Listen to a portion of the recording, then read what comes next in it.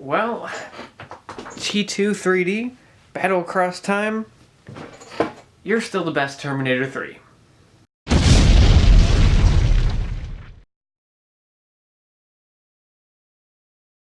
Hey guys, this is Justin at the Survivor Review, and today I'm going to be talking about the 6th installments, or the 3rd installments, of the Terminator franchise, Terminator: Dark Fates. James Cameron is back.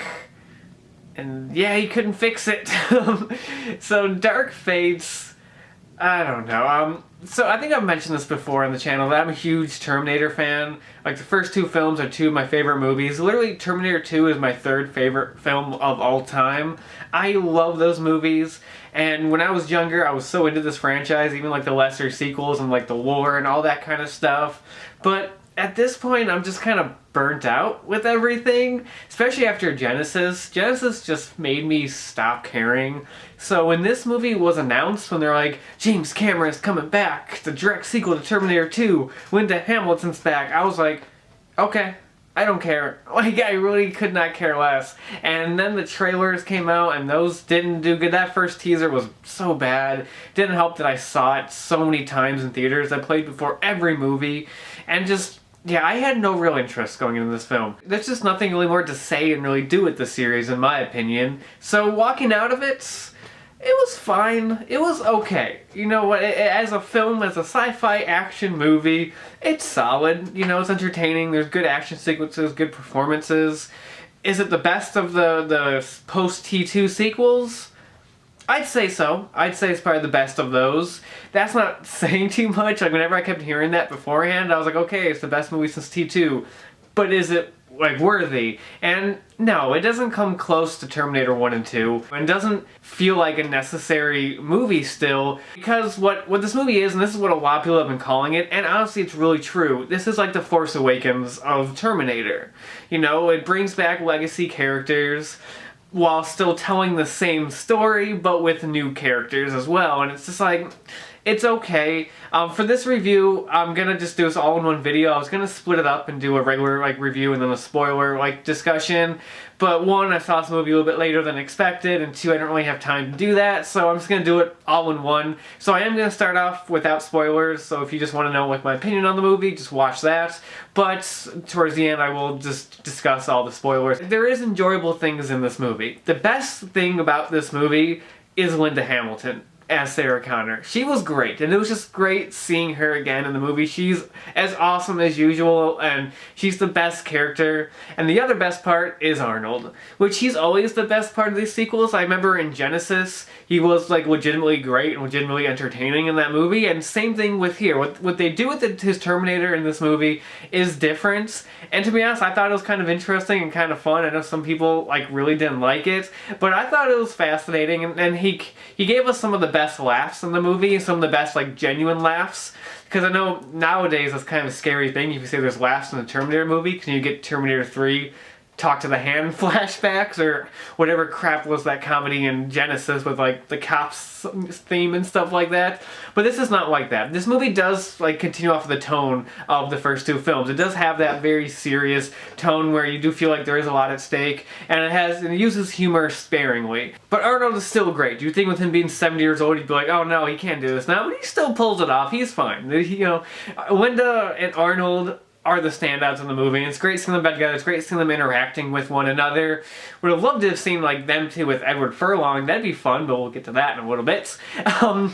The rest of the new characters, for the most part, are alright. The new good Terminator, Grace, who's not actually a Terminator, she's a hybrid, human and Terminator, she was solid. The main girl who they're trying to protect, Danny, she was okay. She was kind of forgettable, but the movie doesn't really give her too much material to work with, so I'm not going to say that she's a bad actress or anything. She just didn't have a whole lot to really work with, so she kind of came off as just kind of a bland character. But Gabriel Luna as the Rev 9, the villain, I thought was really good. Honestly, I thought his performance was pretty great. I feel like he's the first actor since Robert Patrick to really capture kind of the menace of a Terminator. In fact, I wish we had more of him. I feel like in the middle half of the movie, we just kind of occasionally cut to him searching reaching for them. I really liked his performance, and I thought he was the best like Terminator that we've gotten since Robert Patrick, like performance-wise. Some of the stuff with him is pretty cool with how like liquid metal can like form another Terminator and there can be two of them. I thought that was unique and something different. The action sequences are pretty solid. It does get a little CGI heavy at times, especially with the big plane sequence towards the end. Besides from that though, the action sequences were pretty solid. They worked.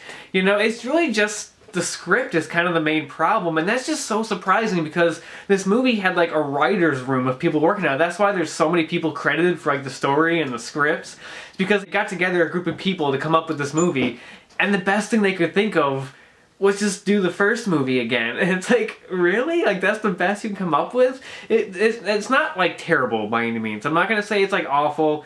There is the one thing in the opening of the movie, the big controversial moments that I know for sure will piss off a lot of people, and my reaction to that, I'll talk about it more in spoilers and kind of explain why I didn't have a huge problem with it. Mainly because I kind of had that plot point leaked for me like a while ago, so I've kind of known about it, so I've gotten time to kind of get over it and not really care. But aside from that moment that I know was going to piss off a lot of people, and I know it has, the movie just plays it so safe. It's just the same of like, we have to protect this person who's going to be really important in the future from this Terminator who gets sent back to kill him.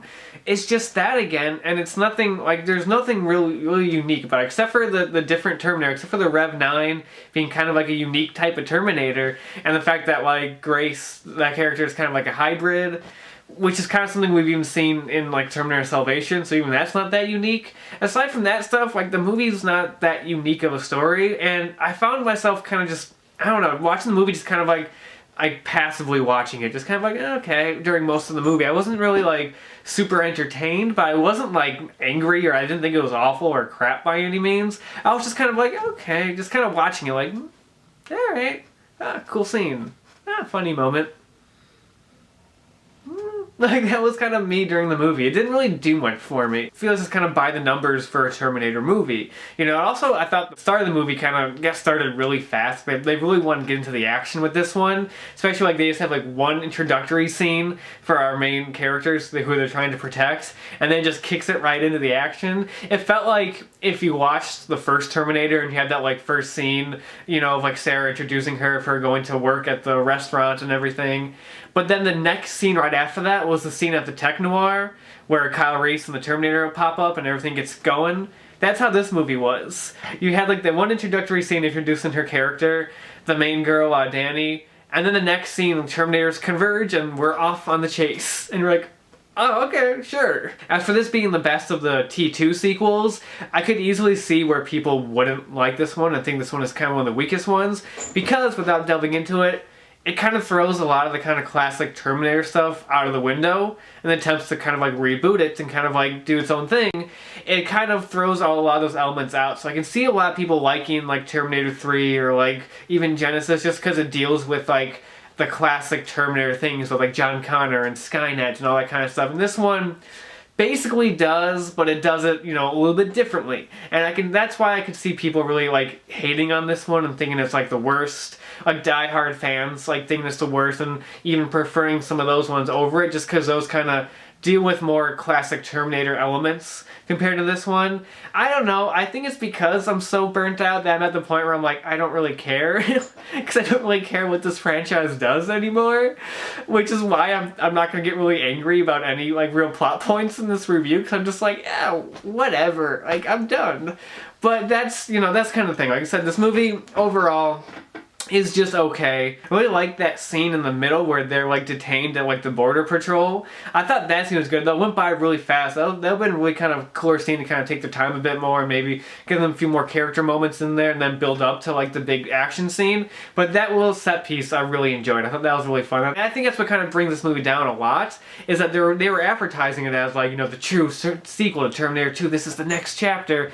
But they should have been more advertising it as like it's a soft reboot. And more advertising as like this is gonna like lead into a new thing. But like calling this the true Terminator 3 and then having that opening scene be there, you're just like, what? No. Also, it just feels weird that this story is what they consider the true Terminator 3. It'd be like, kind of, this is not the best analogy, but it'd be like The Force Awakens coming out. and then being like, yeah, we're ignoring all the Star Wars sequels, and this is the true sequel to A New Hope. And you're like, oh, so the true sequel that we've been waiting for is just like the same movie again, but with brand new characters who are not as invested with or attached to. And I feel like it just goes to show that the franchise really doesn't have anything left. This is what I've been saying for a while, that there's no more story to go with for Terminator, for the Terminator series. There's really not much else you can do, unless you're expanding upon the future war, which they tried to do in Salvation, and I thought was a good jumping off point, but that movie's story was awful, and so I just screwed that whole thing up. I think that's the only real way to go with the series, because there's just not a whole lot left, and this movie shows that, because again, it's just the same thing, you know, essentially. It just doesn't really bring anything new to the table, but what it gives us is okay and solidly entertaining, just nothing special. Alright, spoiler time. So let's begin with the most controversial thing in the movie, the thing that opens the movie. First before that, the opening logos in this movie, the studio logos, was awesome because during those logos they play the Sarah Connor video from Terminator 2, the one of her in the mental hospital, like describing her dreams of Judgment Day, and that was great. That just perfectly puts you in the mood for a Terminator movie. Also, it's a good, creepy, ominous like way to open the film. I love that idea to use that. I thought that was great. And then you get this scene in 1998 with John and Sarah hanging out at this beach, and first off, that CGI de-aging on Linda Hamilton and Edward Furlong was amazing. Like, that was incredible. Watching that first shot of Sarah, I was like, Jesus, am I just watching like footage from T2? Like, that was amazing looking. But then a Terminator walks up, and that was the one thing, the CGI de-aging on that Terminator was kind of off. That didn't quite look like Arnold. It kind of felt like a pretty good Arnold impersonator from the 90s, you know? It didn't, that CGI didn't quite look right.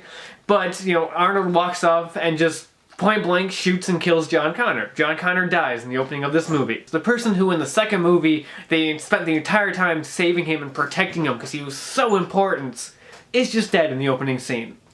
Now, like I mentioned, me being a diehard Terminator fan, you think I would kind of like be super pissed at this.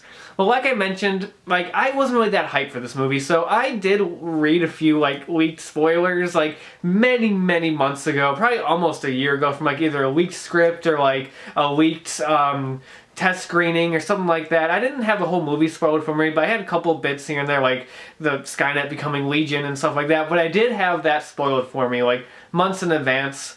So at this point now, I don't care. Like I've known about it for months, so it didn't surprise me seeing it in theaters. I knew it was going to happen, and I think that's why it doesn't affect me, because when I first read it, that pissed me off. When I first read that idea, I'm like, oh, really? Okay, well, screw this movie even more. Because I'm like, why would you do that? But as time went on, I just kind of got over it.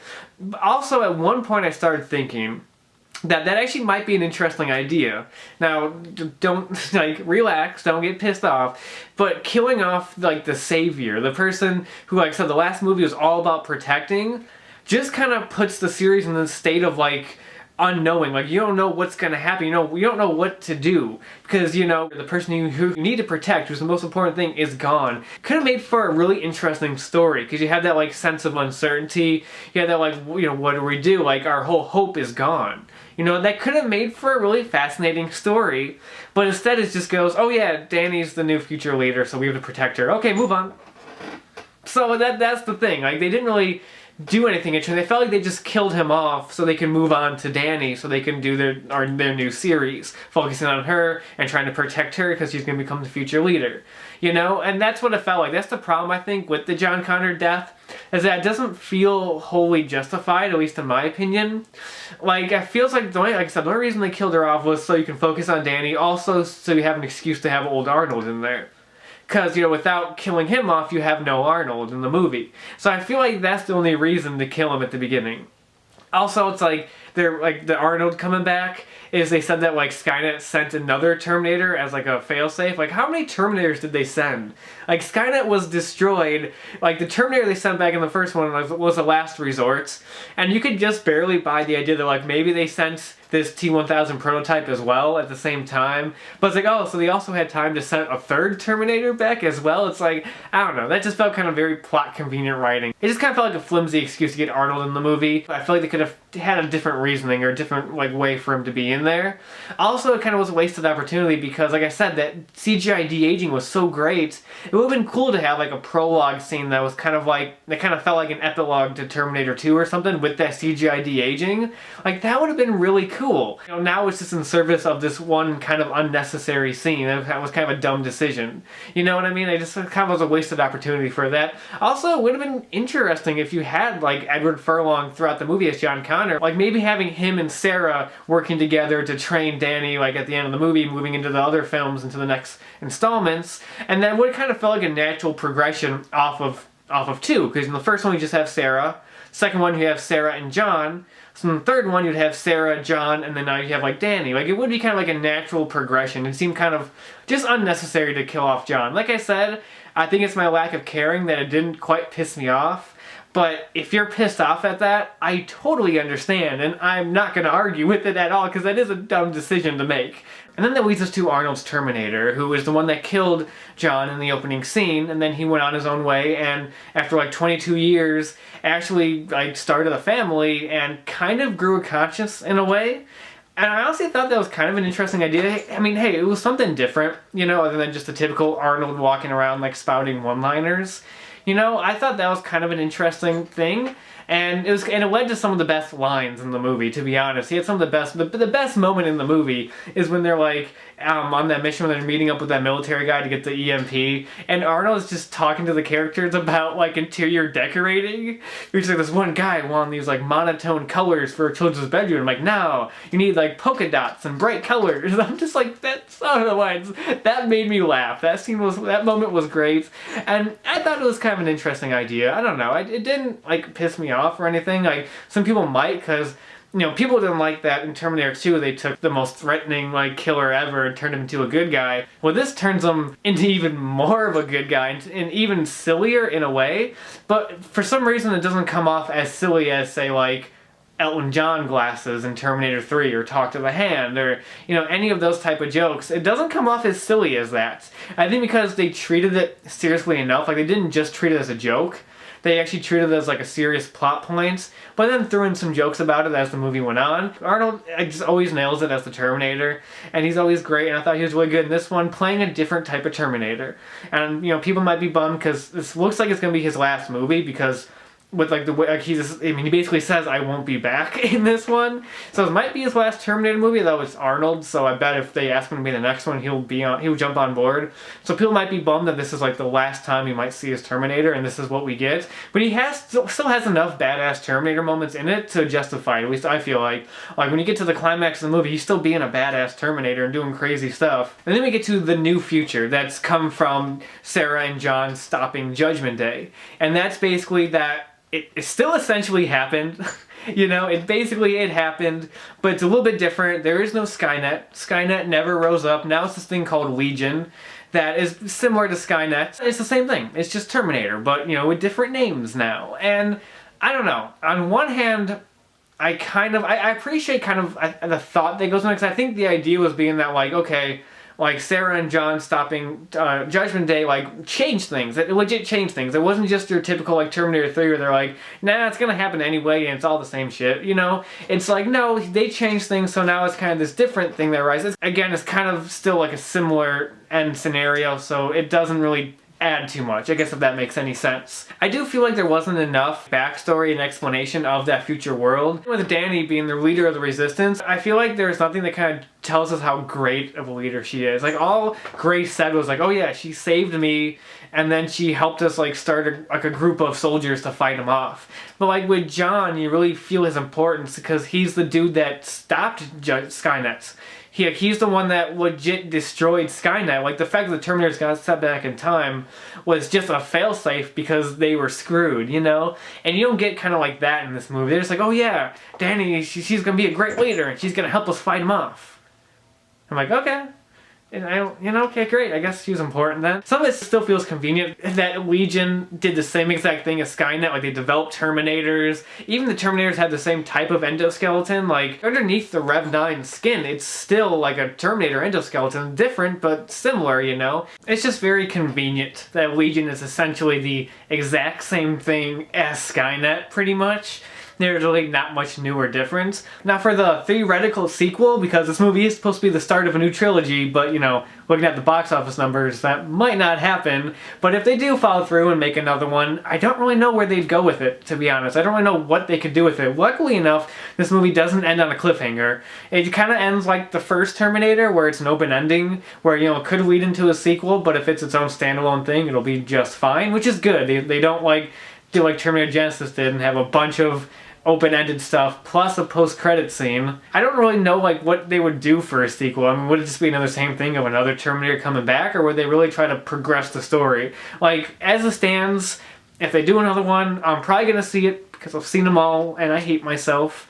I will still be like this movie where going into it I have no interest unless they have an interesting premise and a cool way to kind of continue the story. Then I might actually be interested. If they can give us something new story-wise, then I'll be down for another one. If they don't make another one, that's fine by me. And they probably shouldn't, but yeah, I've been trying to think about it, like what kind of direction are you gonna do for a sequel, unless it's just Sarah training Danny and then the Judgment Day happens. I don't know. The next one will probably be Terminator 2, because this one is Terminator 1 with them protecting this person and just trying to stop a bad Terminator from killing them. Terminator 2 will be like, oh, let's prevent Judgment Day. And Sarah will be like, oh, I did that before, I could do it again, probably. My God. That would suck. Those are kind of the big points, are like the death of John, Arnold's role, the new future, and like Legion and all that kind of stuff. Also, Legion is just a very unoriginal name to use for a thing. Like, Skynet just has a cool sound to it and just sounds like an evil, robot, organization thing. Legion is just like, every other bad thing in the world is called Legion. Anyway, Terminator Dark Fates. I didn't hate it. I was expecting to hate it. Like I said, it does some good things, like good action sequences, like good acting, and I do appreciate that it does have that more serious tone of the first two films. It doesn't have that awkward comedy that like Terminator 3 and Genesis were trying to do for some reason. It harkens back to the more serious tone, but it just doesn't do anything new or exciting, and the real different things it does will piss off fans. Like, I don't know what they thought they were accomplishing by killing off John in the opening scene. Like, I don't really know what reaction they were expecting to get. I bet they were just expecting everyone to just be like, whoa, that's crazy, and then be so in love with the new story that they'd be okay with it. But no, you pissed off fans in the opening scene and then gave us like a mediocre rest of the movie, and I don't know. I'm so confused when people, like filmmakers, make that type of decision for big franchises. Just do that kind of thing and think like, oh yeah, everyone's going to react just fine to it. Like, maybe if you gave us a good movie, we would. If you gave us a good movie, that would justify that. But when you give us, like, a regurgitation of the other movies, there's no justification for that. And then the fact that basically everything Terminator is, like, irrelevant. All the stuff that we know, because there's no more Arnold, and, like, Sarah and John have no real precedence in the future. But like, I just kind of gotta laugh at that, because after like Genesis and just like the fact that there's nowhere else to go with this franchise, I'm not pissed anymore because I don't care. That's Terminator Dark Fate, an okay sci-fi action movie that has some cool things in it and is, yeah, the best of the bad sequels, but doesn't do enough to really like justify it existing, and doesn't do anything really new and exciting to really like freshen up the franchise. But yeah, that's all I have to say about that. And until next time, I'll talk to you guys later.